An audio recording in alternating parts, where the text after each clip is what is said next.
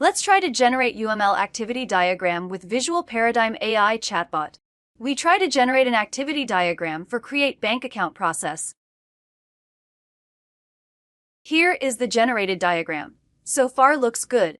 Let's ask the chatbot to rename the submit corrected documents action to submit updated documents. Now the action being renamed.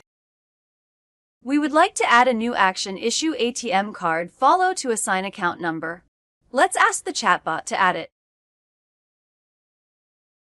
The new action being added to the diagram.